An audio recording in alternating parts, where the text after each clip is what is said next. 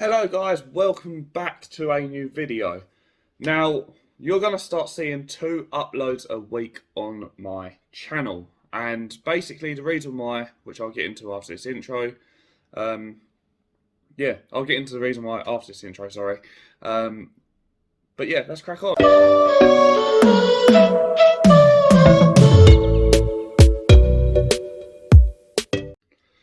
I totally butched that. Hello guys, welcome back to a new video. Now, in today's video, I'm going to start sort of like a mini-series, or mini-series for 2 uploads a week for the foreseeable future, based upon some Instagram polls that I did the other day. So I did Instagram polls based on Q&As, car stories, rating cars that I've driven, and like junkyard finds, stuff like that. And to be fair, the feedback was quite positive. Every single one of them options got a yes more than a no. So that just means that I'm going to be busier. So today I thought I'd kick things off with a rating cars that I have driven episode. Now, I've managed to categorise these down. I've even got notes. I've managed to categorise these down to turn this into a mini-series. So far, I've got the cars that I've owned. I've got a Nan edition, which will probably be the next one you see, and I've got a Van edition so far. I will be picking up other editions based on the huge amount of cars I have driven, and putting together more of these. But to kick things off, I've got 3, but today we're going to focus on 1, and what better place to start than my own cars. So, let's get into it. So yes, my own cars. For those of you that are OG of the channels, you would know pretty much every car that I have owned. There might be 1 or 2 in here that I didn't bring to the channel. But we're going to kick things off with my first car, the first car that was on this channel as well, the 2004 Toyota Yaris T-Sport. Now, like I said, it was my first car. So, with this car, I'm going to rate this probably about 6.5 out of 10 overall. Now, the reason being, it was a really fun car to drive. I loved owning it. It was fun to drive. It's quite quick for what it was. The handling, because obviously it was completely bog standard, the handling was good, but not as brilliant as the second Yaris, the 03, which I fully built on the channel. The handling wasn't as good as obviously that one, but saying that, I ploughed barely any money into this one. The car itself was just beaten. It had been hit up the arse, it had been hit at the front, it had been put back together very dodgily, and it was just generally an untidy car. But for a first car and for a B-road basher, it did the job, and it did the job really well. But unfortunately, the visuals and other bits and bobs, such as handling, the performance, it didn't seem as quick as my 03. Just little things like that. It's a 6.5 out of 10. Now the second car, aka my first headache of the channel, the 2005 Mitsubishi Colt CZT. Now, I don't know how to rate this car, but you know, do I rate it on when it drove, how well it drove, or do I just rate the overall car? I mean, yeah, fuck it. The overall car, it was a 2 or 3 out of 10 probably. Somewhere really low. Because the only time I ever drove that car was to a garage to get something else fixed. And I couldn't enjoy driving it. It had issues the length of my arm. I had no confidence in it when it started going all tits up, which it did from the start. It was just a horrible liability I had over my head for flipping ages. I always thought it was going to break down. It was on 150,000 miles, which is quite high mileage for a turbo petrol. It was surprisingly tidy on the bodywork for that mileage, don't get me wrong. But drivability wise, it didn't handle half as well as a Yaris, because it was like quite a tall but quite a wide car, really weird. It didn't handle quite as well as the Yaris. The performance before everything went wrong on it you know, hitting boost, stuff like that, it was quite peppy, it was quite quick. But the car as a whole was just, it was a death trap. I mean, it caught fire, for God's sake. It was a death trap. Would not recommend. Now, the car that you guys love and cherish the most on my channel, the 2003 Yaris T-Sport. The one that we built from nigh on standard all the way to a borderline track spec ready car over the 3 years I've owned it, which is the longest I've ever owned a car. Yes, the '03 Yaris. Now, this one, hands down, is a 10 out of 10. I loved how it sat, I loved how it handled, I loved how it drove, I loved how it performed, I loved how it sounded. And it was the first car I fully built on the channel. You know, that car was the car that took my YouTube channel off and got it to where it is now. You know, all of the build is documented on that car. You know, it was the most I've ever thrown at a car. I threw about £4,000 at the car, including the cost of the car. So realistically, it was around about 2.5 to 3 grand I threw at the car in mods alone. So yeah, it was the most I ever spent on a car. It was the car I was most anal about, making sure it was perfect. And it was also the car that got me through the hardest of times, as you guys well know that, you know, follow my channel. You know, that car was my antidepressant, and I love that car, and I miss that car to this day. Even though I've got the Corolla, and the Corolla is a whole different league and actually better than the Yaris, I will still always remember that Yaris.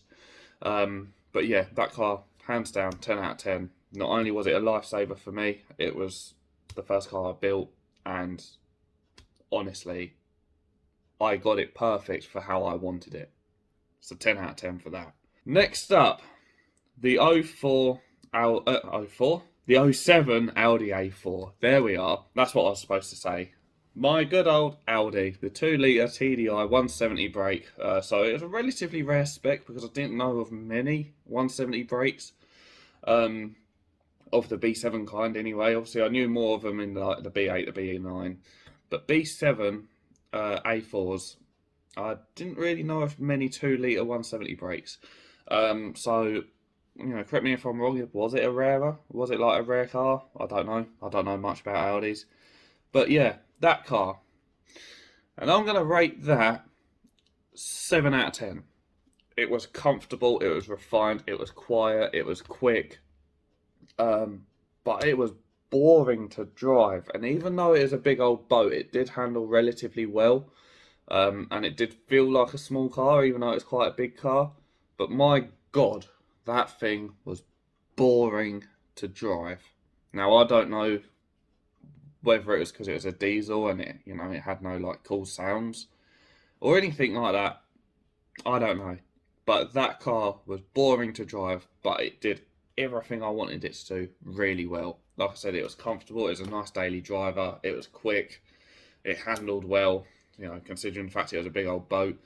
And the only other thing that let it down was the bodywork. Yeah, I chucked money at getting most of the bodywork sorted, getting the wheels sorted, because obviously I changed them for proper S-Line alloys instead of the normal B7, B6 garbage that it was on. Yeah, you know, like, I got it looking decent, but there was still loads of bodywork related issues that if you saw it up close, you would notice. Now, one that wasn't on the channel, but I was going to bring to the channel, but it sold before I got a chance to bring it to the channel, was my dad's first ever self-employed workhorse, and that was a 2003 Vauxhall Astra 1.8 SXI. I love this car. Now, I only used it when we had it up for sale because Dad wasn't using it anymore, so it was sort of a run around for me whilst it was for sale because I just wanted to drive it. So I owned it but didn't own it at the same time, if that makes sense. But yeah, I wanted to do at least one video on the channel because it had something really impressive about it, and that was the mileage. Now, it was a 1.8 petrol, it was an old Vauxhall, and the mileage, when we sold it, if I'm right in saying, was 178,000 miles or 172,000, one of the two. It's somewhere in the 170,000 miles range. And honestly, considering that mileage and considering the fact it was an old school Vauxhall, that car was probably one of the best that I've driven. So I'm actually going to rate that about an 8 out of 10. It was really clean. The only damage to it, considering its mileage, was a scuff on the front bumper, which ended up bowing the bumper out ever so slightly. And it had a slight tear in the driver's side bolster of the seat. And that was it. The rest of the car was mint for 170 odd thousand miles. There was no knocks in the suspension, no unwanted noises from the engine, no nothing. It was cherished by the previous owner, who basically had it from new. He did everything to it. Any little defect there was, like, you know, if the wing mirror case had broke, the whole wing mirror was replaced.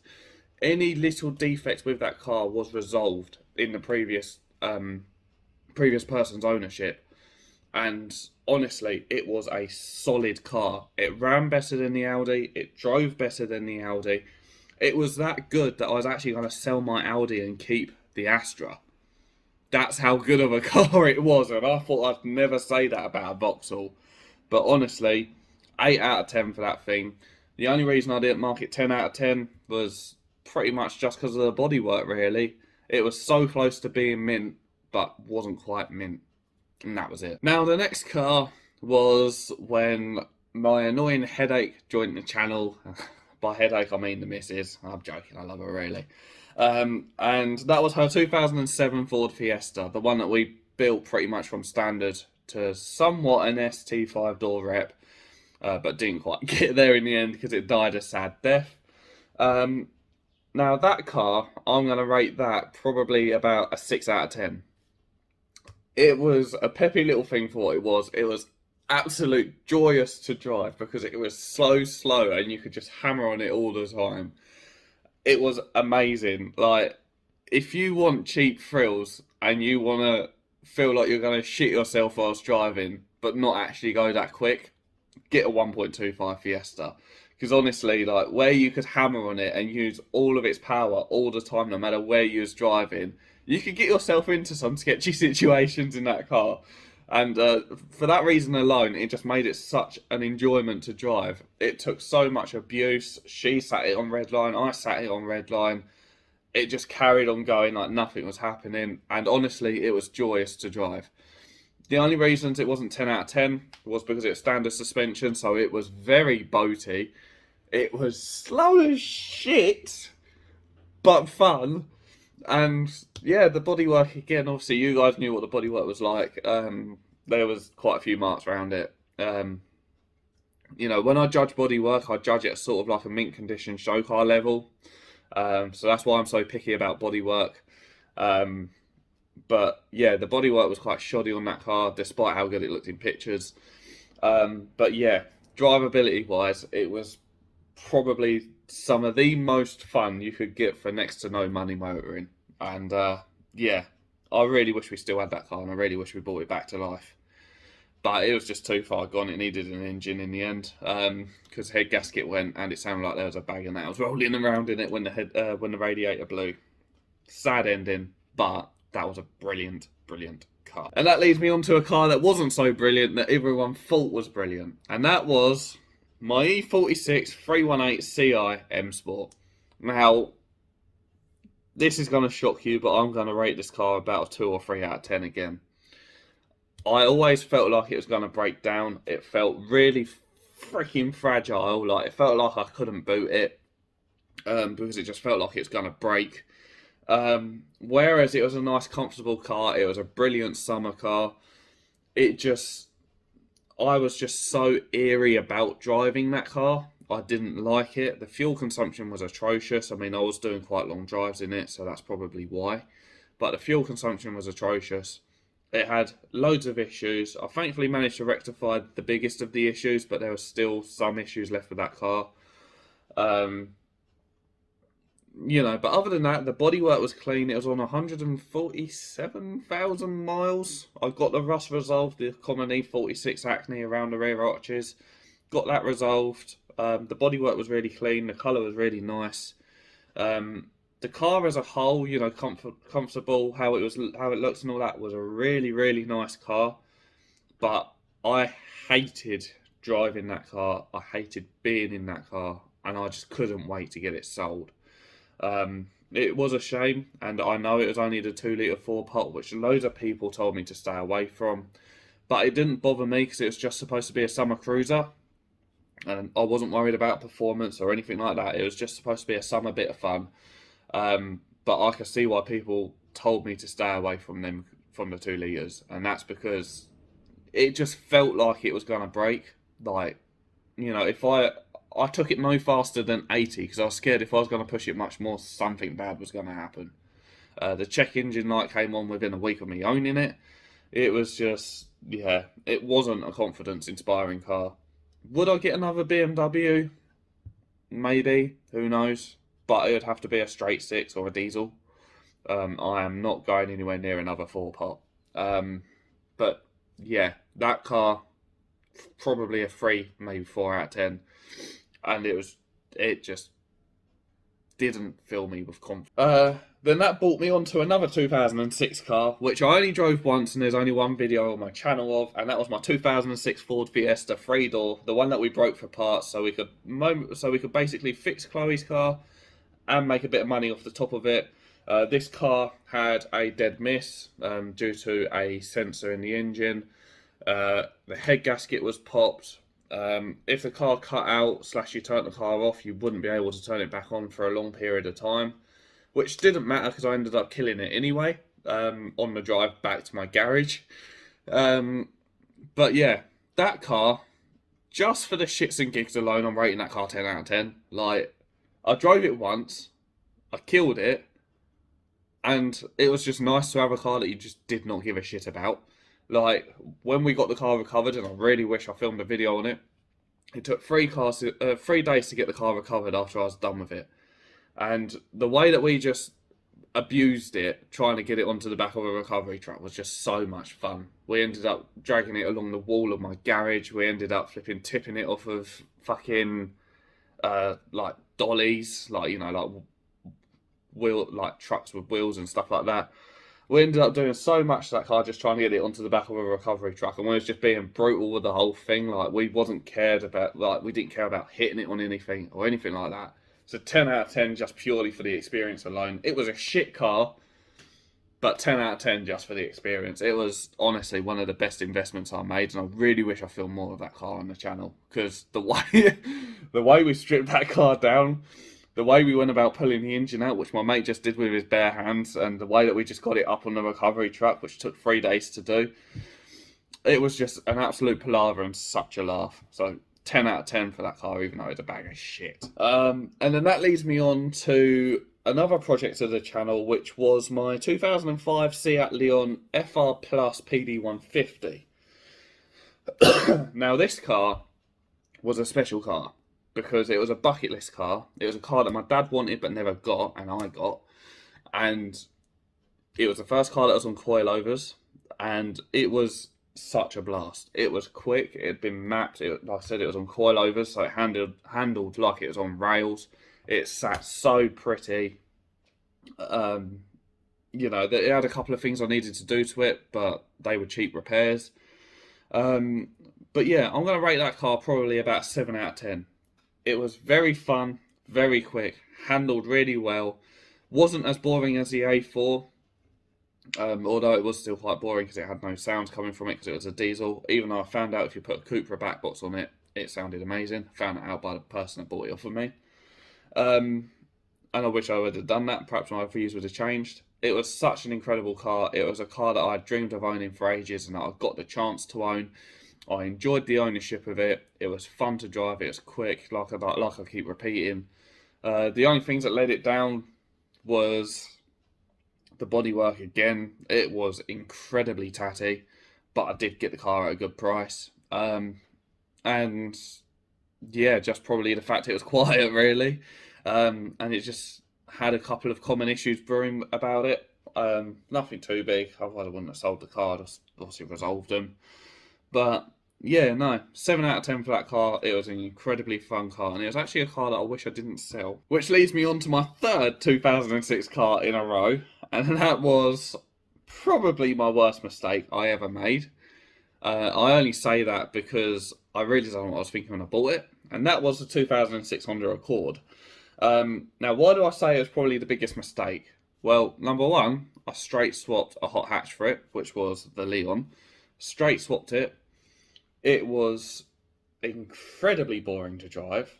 It was relatively quick, which surprised me. It was a 2.2 diesel, and it was relatively quick. It only had 143 brake horsepower and like 300 newton meters of torque, or something ridiculous. But I say it was a terrible mistake because I just don't know what I was thinking when I got it. Like I said in my Jap Fest video, my friend Wink, he had he's got a really cool looking Honda Accord, but he had the saloon and he had the petrol, and it was really cool looking, and he inspired me to get one. Yeah, so it did sort of become a bucket list car for me. I did want an estate because I thought, like a lowered estate would be a really sick car. And don't get me wrong, I saw a couple of them and they looked really tidy. But I don't know what I was thinking because I got the diesel. It was top of the range, which I actually quite liked because it had every gadget going for it for its time. But maybe a bit too technical for me. I don't like loads of tech in cars. That's why I stick with older cars. And yeah, I think the fact that I bought possibly the biggest grandpa spec I could have bought probably was the reason it was the worst thing I'd done. And probably the reason why I hated it so much, to be fair. I really wish I got the K24 petrol, or at least a 2 litre petrol. And also as well, when I looked to modifying the car, the parts are ridiculous money. And yeah, it just put me off of modifying it really. So I just tidied it up a little bit and sent it down the road when I was done with it for moving out. But what do I rate that car? Even though I absolutely hated it, and I said it was probably one of the worst mistakes I've done, I still rate that car an 8 out of 10. It was incredibly tidy, it was low mileage for being a diesel, it was top spec, which was lovely to have, it was so comfortable, it drove lovely, but it was just a terrible mistake because I don't know what I was thinking about the car. So that leads me on to my garage refresh, when the Fiesta died and when I got rid of the Accord. But the first car I'm going to talk about is when the Fiesta died and we replaced it with the £300 Swift. Now, I have driven this car since it's been back on the road properly. I just haven't filmed it yet. I've driven it twice, actually. Twice? 3 times? 3 times. Yeah, something like that. I've driven it about 3-4 times since it's been back on the road. And honestly, it's a lovely car to drive. Now, I'm going to kick this straight off with my rating. I'm going to rate it about a 6 out of 10. It is lovely to drive. The gearbox is smooth. The car's easy to control. It's quite peppy because obviously it's VVT. It's quite peppy. It is quite quick for what it is. The ride comfort ain't too bad, although the fact that it's on bigger wheels does affect the ride comfort a bit. And you can hear a lot of road noise through the tyres, which isn't really ideal. But yeah, I'm going to rate it about a 6 out of 10. Like I said, it is a lovely car to drive. It is relatively quick for what it is. It handles really well, and we haven't even touched the suspension on it. And the fact that we bought it from being practically a non-runner to being a really sensible daily driver with zero mechanical issue now for less than 400 quid just makes it an amazing car, really. The only things that let it down is the fact that it is relatively slow. If you go up an ever so slight incline in that car, you end up finding yourself in 3rd gear from 5th, that sort of thing. And the bodywork is really shabby on it at the moment, but we are going to get that sorted. We're going to get that rectified. So, the rating of the car will go up. But as it sits at the moment, I'll say probably about 6 out of 10. But yeah, I do like the car. It is quite fun. But I keep saying but about the car. It's bad, but it's good. The only thing I don't like about it is actually the gearbox. The gears feel like they're not connected to anything. It's so light to change gear. It almost has no feeling. And I like a car where you can feel everything. Like, I like a car where you have to punch it into gear and you feel it slide into gear, and where the clutch is heavy, the accelerator's heavy and stuff like that. But because that car's just a little like grocery get a city car, it has like no feeling to it at all. which makes it really weird to drive. But yeah, 6 out of 10, not a bad car, not the worst car, and I do love it. And finally, we go on to my biggest current financial mistake, and I say it's a financial mistake because it costs a bomb to run, and that is the Corolla T-Sport. Now, how do I rate this car? I rate this car probably about an 8.5 out of 10. So obviously I've only just got it. I am going to be building it. It is going to go to the same level as the Yaris. But at the moment it sits at an 8 out of 10. It is incredibly quick. It is ridiculously quick actually, especially when you hit lift. It handles really, really well, although it is on budget tyres and it does affect my confidence a little bit. The brakes need a major overhaul. Don't get me wrong, they work. They're not terrible, but I'm used to the stopping power of the Yaris, where like obviously I upgraded the brakes on it. So for it being a B-road basher, the brakes do need to be better. But other than that, the bodywork is really clean, apart from the 2 specks of rust on it. But yeah, 8 out of 10 at the moment. It is humongous fun to drive. It handles incredibly well. It sounds lovely. It's actually really comfortable considering the fact it is a T-Sport and the fact that it's lowered.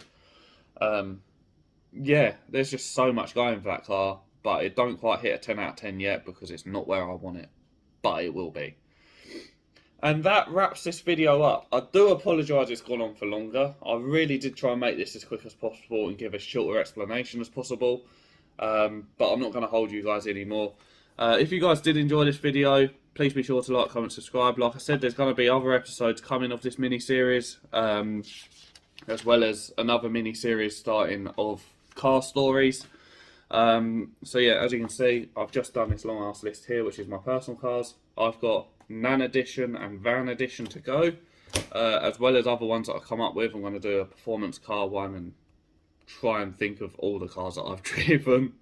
But yeah, so that's one ticked off the list. I've got another 2 to go as I sit. I've got 4 car stories to go at the moment. So yeah, you guys are going to start seeing 2 uploads a week to the channel. I'm thinking probably a Wednesday evening and a Friday evening, or I don't know, Friday evening and a Sunday evening, something along them lines. I'm not too sure, just work it out yet.